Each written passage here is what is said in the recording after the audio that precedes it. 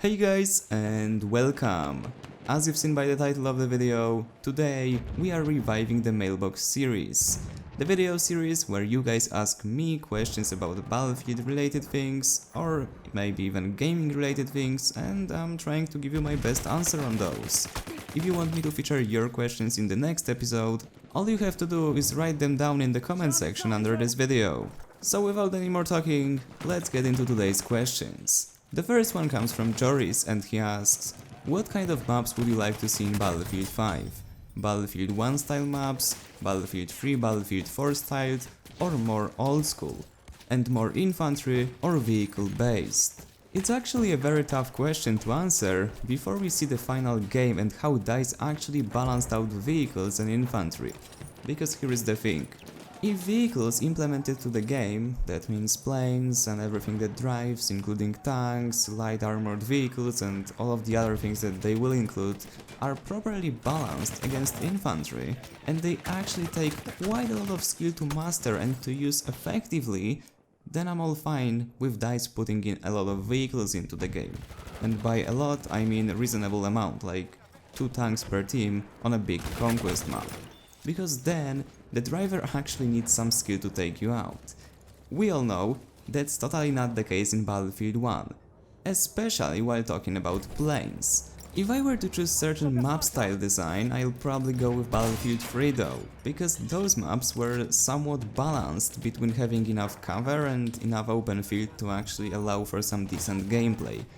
Battlefield 4 was way too open, there was not enough cover on the maps, and Battlefield 1, I have to admit, Battlefield 1 is just hard to judge in my opinion, because there is so many factors that clearly destroy the gameplay completely that I'm not even able to judge the maps properly. I mean, come on, how could you design a game where flying a plane requires zero skill to farm infantry on the ground? I'm saying this from a pilot's perspective. I'm not the guy sitting on the ground complaining that he's getting killed by the plane. I'm the guy flying in the air saying that it's just too easy to get those kills on the infantry on the ground. That's the kind of perspective I'm getting in Battlefield 1. That shouldn't be this way. So then, answering the last part of your question, asking if I would like to have more infantry maps or more vehicle-based maps, if vehicles are not properly balanced, and remember, DICE might still change a lot of things because it's only been an alpha, I don't want to have vehicles on most maps, if those aren't balanced. If they are balanced, I'm fine with having them. But then again, if DICE decides to make infantry only map, please make it infantry only. Not Tsaritsyn or Nivel Nice, where map is based on the infantry gameplay but still have tanks or land ships. That's totally pointless. And speaking of Battlefield 3, we've got this question from someone who clearly wants me to break my tongue while reading out the nickname. Sorry, I'm not gonna do it, I've already done it in the previous episodes. But of course, I'm gonna answer the question. So let's get to it. Battlefield 3 is my favorite Battlefield game also. What was your favorite loadout in Battlefield 3? Please, or not please, PS, sorry. Can you answer with Battlefield 3 footage, please? There's where we got please.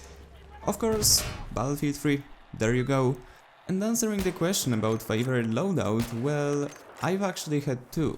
One for the medic and one for the sniper class, or the recon class, however you call it. Now, let's start with the recon class, as that's the class that you see me playing with. Well, the favorite loadout. M98B as the main weapon, which had some significant firepower in this game. Then Rex revolver or the 44 Magnum. I've switched them up a bit just to change things, but I loved both of them. Crossbow as the gadget and the spawn beacon as the second gadget. And of course, squad ammunition or squad cover as the perks. That's pretty much it. And speaking of my favorite loadout for the assault class, of course, as a primary weapon, M16A3 combined with either Rex or Magnum 44 revolvers. Now, I'm not really gonna go into why I love the weapon. We all know it's been overpowered and it's been the best weapon in Battlefield 3 of all times. But I'm gonna say this: don't hate on the player, hate on the game. It's actually a very good topic for a whole separate video.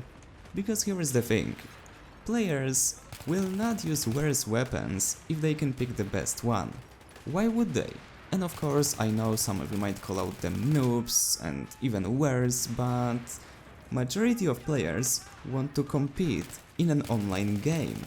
How much sense does it actually make for them to pick an inferior weapon and put themselves at an instant disadvantage before they even spawn into the game?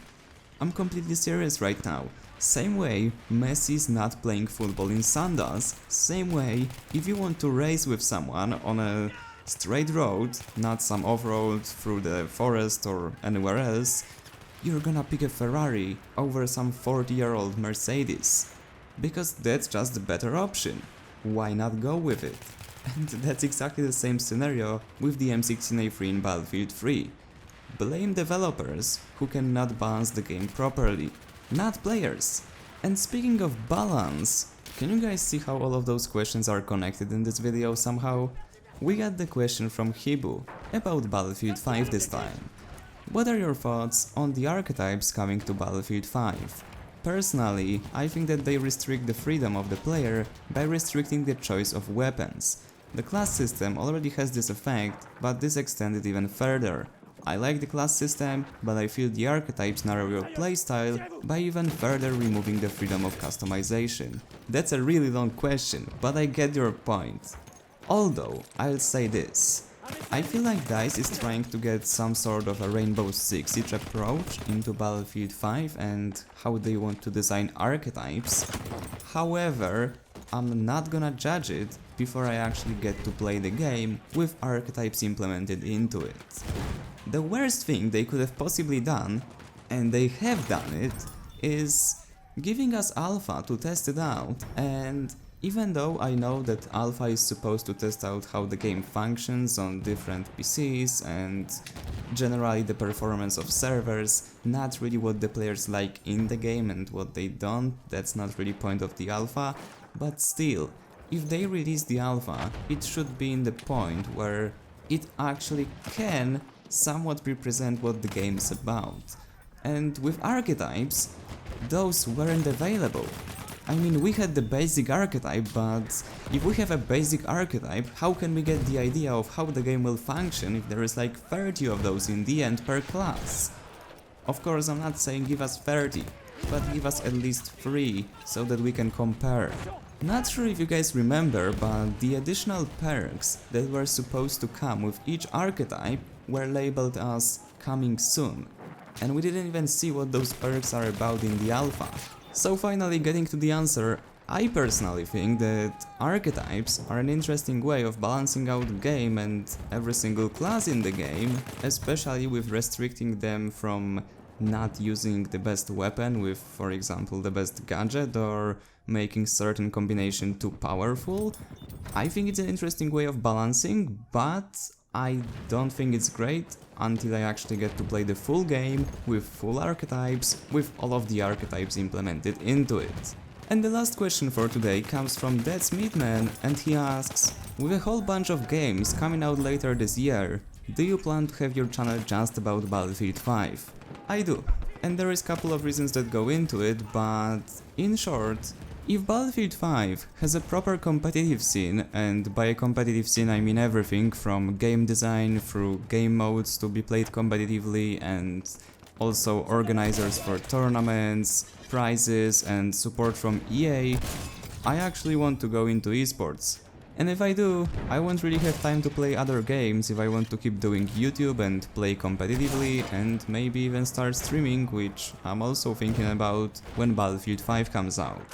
As I've mentioned it in my Q&A video that you can see on the screen right now and click to watch it in case you haven't, for me doing YouTube and gaming in general is some kind of an adventure, and I don't really want to stay in one place for too long and just keep doing only YouTube.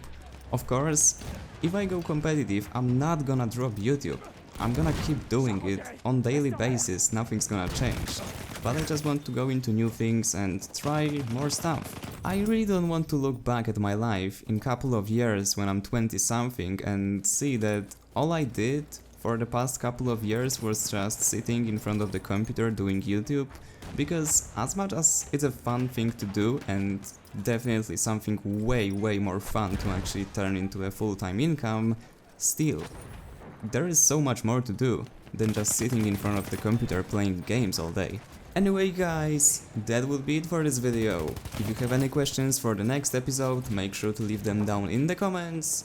And as always, if you enjoyed, remember to leave a like, subscribe, and I see you on the battlefield.